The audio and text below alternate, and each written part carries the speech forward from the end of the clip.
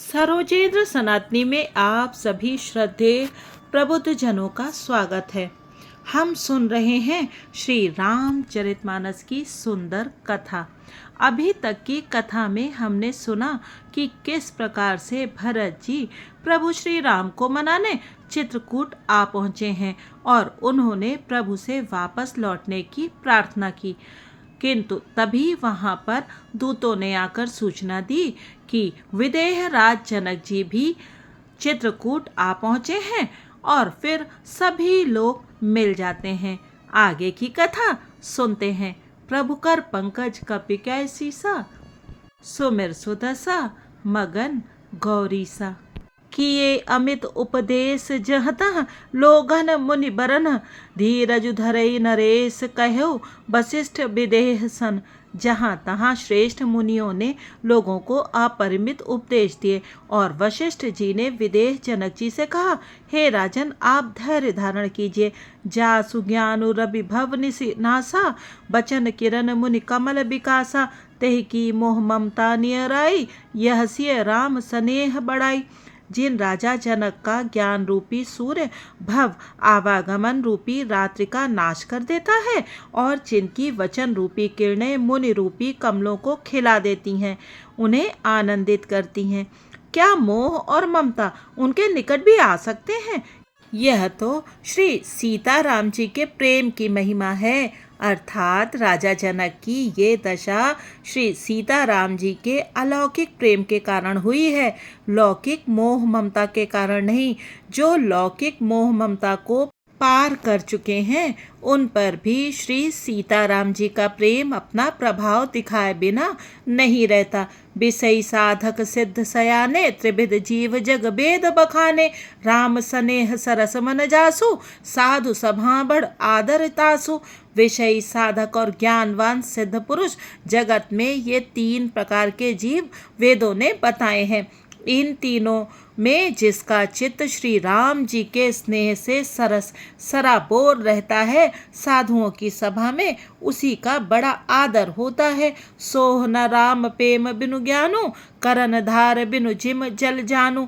मुनि बहुविध विदेहु समझाए, राम घाट सब लोग नहाए। श्री राम जी के प्रेम के बिना ज्ञान शोभा नहीं देता। जैसे कर्णधार के बिना जहाज, वशिष्ठ जी ने विदेहराज जनक जी को बहुत प्रकार से समझाया। तदंतर सब लोगों ने श्री राम जी के घाट पर स्नान किया। सकल शोक संकुल नर नारी, सो बासरु बीतेउ बिनु बारी। पशु खग मृगर नकीन आहारू, प्रिय परिजन कर कौन विचारू। स्त्री पुरुष सब शोक से पूर्ण थे। वह दिन बिना ही जल के बीत गया। भोजन की बात तो दूर रही, किसी ने जल तक नहीं पिया। पशु पक्षी और हिरणों तक ने कुछ आहार नहीं किया। तब प्रियजनों एवं कुटुंबियों का तो विचार ही क्या किया जाए। प्रभु कर पंकज कपि कैसी सा, सुमिर सुदसा मगन गौरी सा।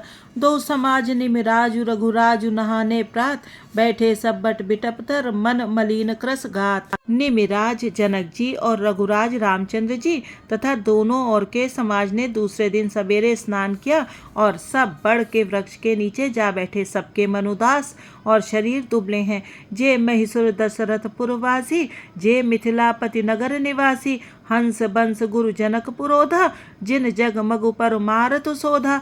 जो दशरथ जी की नगरी अयोध्या के रहने वाले और जो मिथिलापति जनक जी के नगर जनकपुर के रहने वाले ब्राह्मण थे, तथा सूर्यवंश के गुरु वशिष्ठ जी तथा जनक जी के पुरोहित शतानंद जी, जिन्होंने सांसारिक अभ्युदय का मार्ग तथा परमार्थ का मार्ग छान डाला था। लगे कहन उपदेश अनेका, सहित धर्म नय बिरति विवेका। कौशिक कही कही कथा पुरानी, समुझाई सब सभा सुभानी। वे सब धर्म नीति वैराग तथा विवेक युक्त अनेकों उपदेश देने लगे। विश्वामित्र जी ने पुरानी कथाएं इतिहास कह कहकर सारी सभा को सुंदर वाणी से समझाया। तब रघुनाथ कौशिक ही कहेउ, नाथ काली जल बिनु सब रहेउ। मुनि कह उचित कहत रघुराई, गयो बीत दिन पहर अढ़ाई। तब श्री रघुनाथ जी ने विश्वामित्र जी से कहा, हे नाथ, कल सब लोग बिना जल पिए ही रह गए थे, अब कुछ आहार करना चाहिए। विश्वामित्र जी ने कहा, श्री रघुनाथ जी उचित ही कह रहे हैं, 2.5 पहर दिन आज भी बीत गया। ऋष रुख लकी कहते रहु तिराजू, यहाँ उचित नहीं असन अनाजू। कहा भूप भल सबहि सुहाना, पाई रजायस चले नहाना। विश्वामित्र जी का रुख देखकर तिरहुत राज जनक जी ने कहा, यहाँ अन्न खाना उचित नहीं है। राजा का सुंदर कथन सबके मन को अच्छा लगा। सब आज्ञा पाकर नहाने चले। प्रभु कर पंकज कपि कै सीसा, सुमिर सुदशा मगन गौरीसा। तेहि अवसर फल फूल दल मूल अनेक प्रकार, लई आए बंचर विपुल, भरी भरी कांवरी भर। उसी समय अनेकों प्रकार के बहुत से फल फूल पत्ते मूल आदि बहंगियों और बोझों में भर भर कर वनवासी कोल किरात लोग ले आए। कामद भे गिरि राम प्रसादा, अवलोकत अपहरत विषादा। सर सरिता बन भूमि विभागा, जन उमगत आनंद अनुरागा। श्री रामचंद्र जी की कृपा से सब पर्वत मनचाही वस्तु देने वाले हो गए। वे देखने मात्र से ही दुखों को सर्वथा हर लेते थे। वहाँ के तालाबों, नदियों, वन और पृथ्वी के सभी भागों में मानो आनंद और प्रेम उमड़ रहा है। बेली बिटप सब सफल सफूला, बोलत खगमृग अली अनुकूला। तेहि अवसर बन अधिक उछाहू, त्रिविध समीर सुखद सब काहू। बेले और वृक्ष सभी फल और फूलों से युक्त हो गए। पक्षी, पशु और भौरे अनुकूल बोलने लगे। उस अवसर पर वन में बहुत उत्साह आनंद था। सब किसी को सुख देने वाली शीतल मंद सुगंध हवा चल रही थी।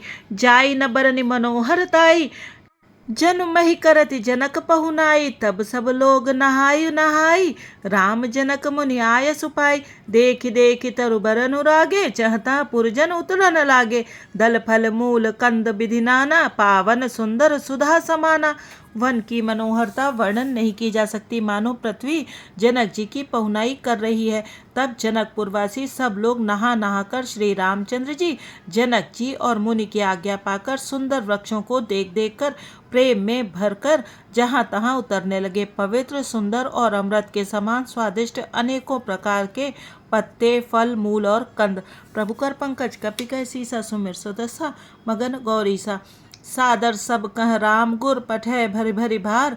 पूज पितर सुर अतिथि गुर, लगे करन फर हार। श्री राम जी के गुरु वशिष्ठ जी ने सबके पास बोझे भर भर कर आदर पूर्वक भेजे। तब वे पितर, देवता, अतिथि और गुरु की पूजा करके फलाहार करने लगे।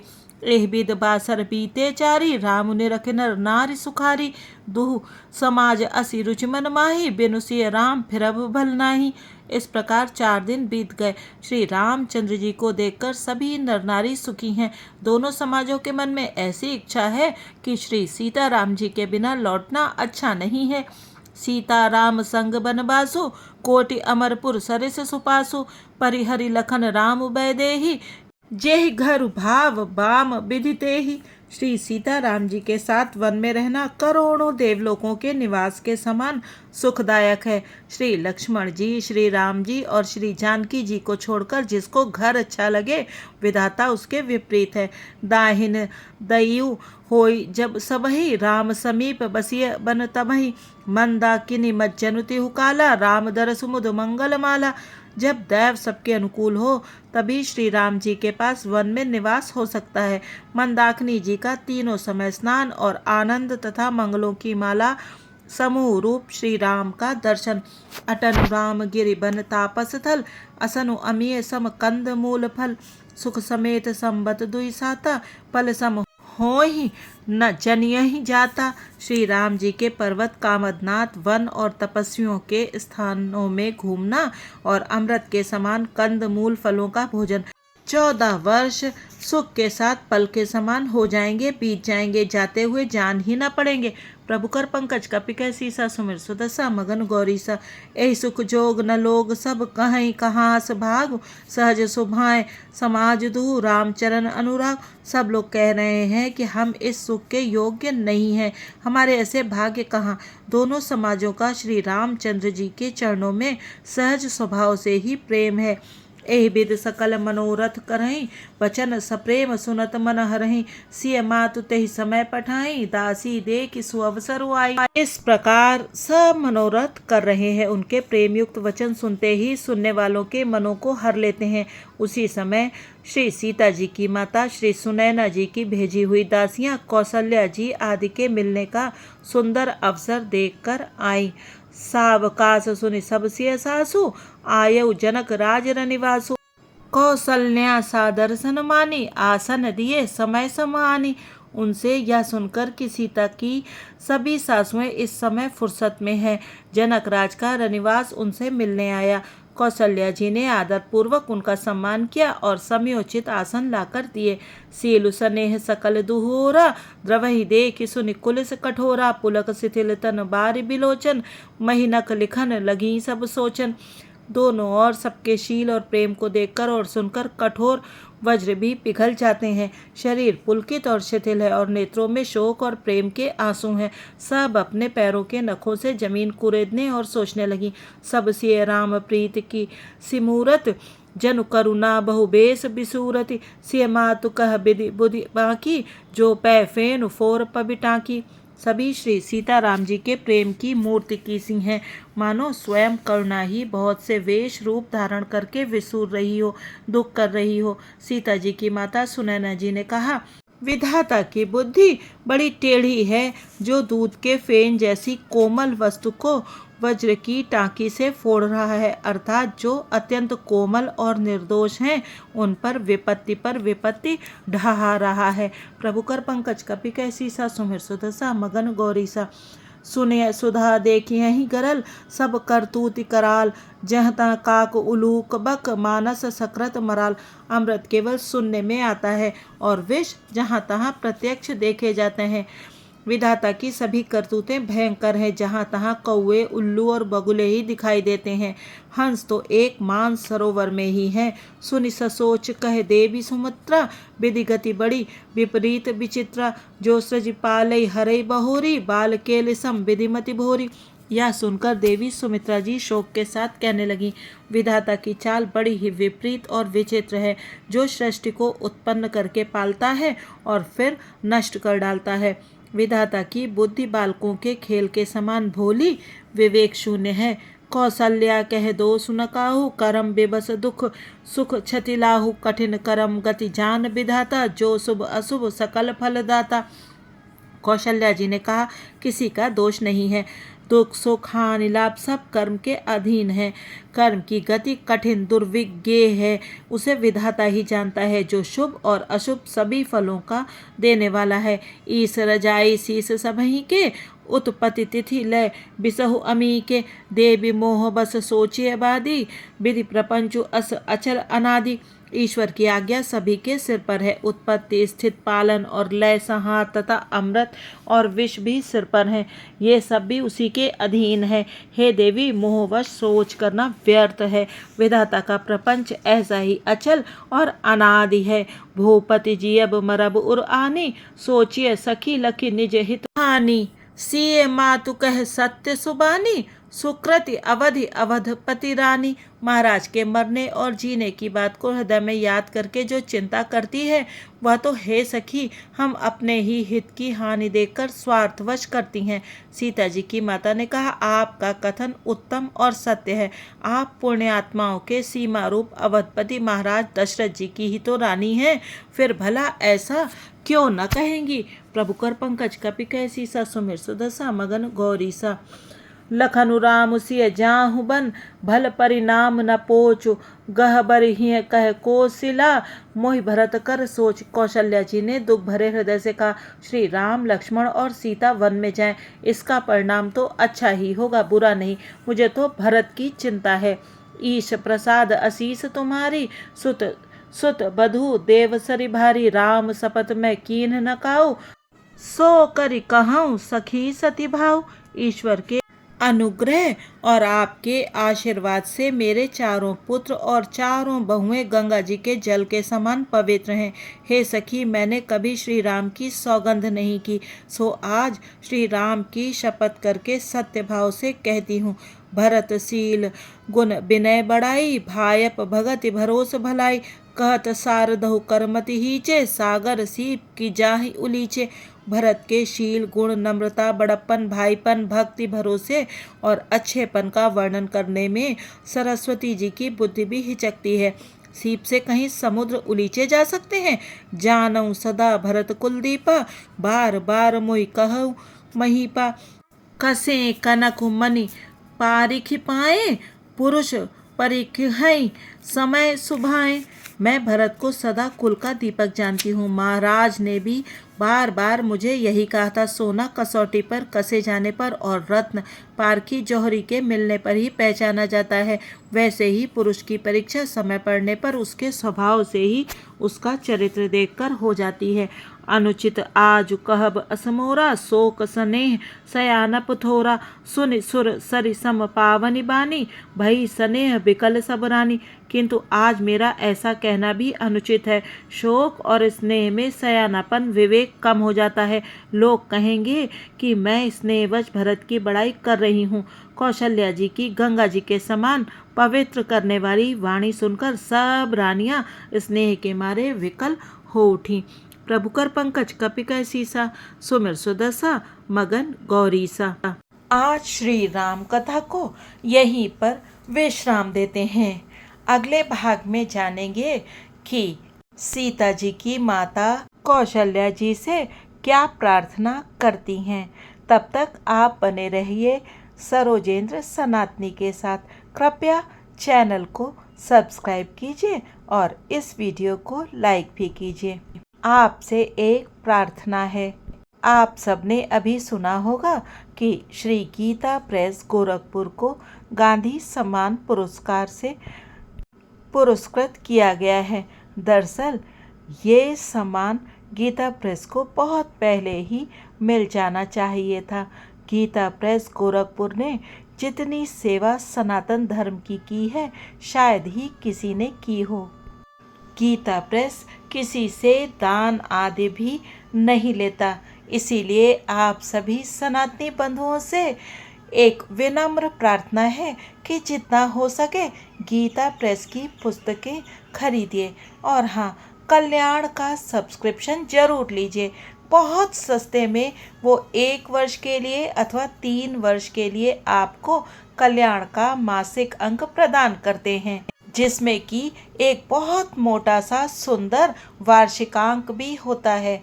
यदि आप अपने घर पर सुंदर और कल्याण करने वाली पुस्तकें रखते हैं तो कभी न कभी आपके बच्चों का मन होता है कि उन पुस्तकों को उठाकर पढ़ें और उनके पृष्ठ पलटें।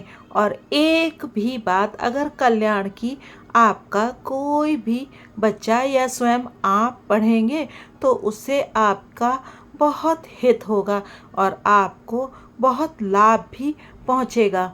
गीता प्रेस की पुस्तकें आप अपने शहर में गीता प्रेस का जो संस्थान है वहां से प्राप्त कर सकते हैं। इसके अलावा आप इन पुस्तकों को डाक से भी मंगा सकते हैं।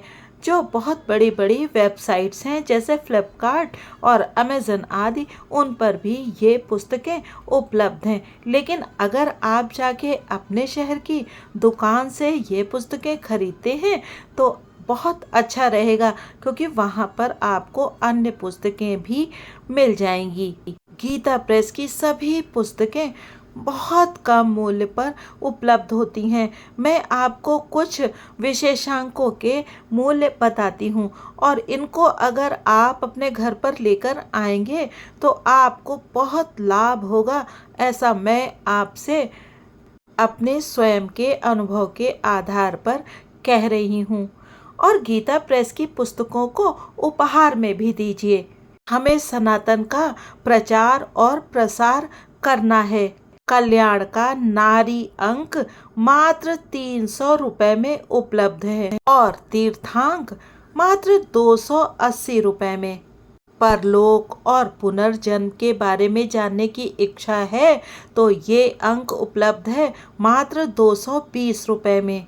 संक्षिप्त भविष्य पुराण आपको मिलेगा मात्र 200 रुपयों में। वेद कथा अंक जो कि परिशिष्ट सहित है, मिलेगा 120 रुपए में। और हम सभी को अवश्य पढ़ना चाहिए श्री भक्तमाल की कथा। इसमें जितने भी भक्त हुए हैं उनके बारे में बड़ी सुंदर कथाएं लिखी हैं। ये अंक मिलेगा मात्र 250 रुपए में। हम कितने ज़्यादा पैसे यूं ही व्यर्थ कर देते हैं। बच्चे एक बार बाजार से पिज्ज़ा इत्यादि मंगाते हैं और 500-600 रुपये यूं ही व्यर्थ कर देते हैं। तो मेरी आप सभी से प्रार्थना है कि गीता प्रेस का सहयोग करें और कल्याण के मेंबर अवश्य बने। मेरा इसमें कोई लाभ नहीं है, मैं सिर्फ आप लोगों से ये रिक्वेस्ट कर रही हूँ कि आप अगर अपने घर पर अच्छी पुस्तकें रखेंगे तो आपके बच्चे अच्छे ही बनेंगे। कल मैं अपने दूसरे चैनल मुक्त उवाच पर गीता प्रेस से संबंधित सभी जानकारी डालूंगी। आप सभी से अनुरोध है कि अगर आपको समय मिले तो उसको अवश्य ही सुनिएगा और जानिएगा कि सन 1823 में खुले श्री गीता प्रेस गोरखपुर ने किस प्रकार से सनातन की सेवा की है। अगर गीता प्रेस नहीं होता तो इतने सस्ते मूल्य पर उपलब्ध सनातन धर्म से संबंधित पुस्तकें भी नहीं होती और तब हम सब कैसे अपने धर्म और अपने सनातन के विषय में जान पाते। वीडियो को देखने और श्री राम कथा सुनने के लिए आप सभी का बहुत बहुत धन्यवाद। जय सिया राम जी की। सिया राम मैं सब जग जानी, करहु प्रणाम जोर जुग पानी। श्री हरि।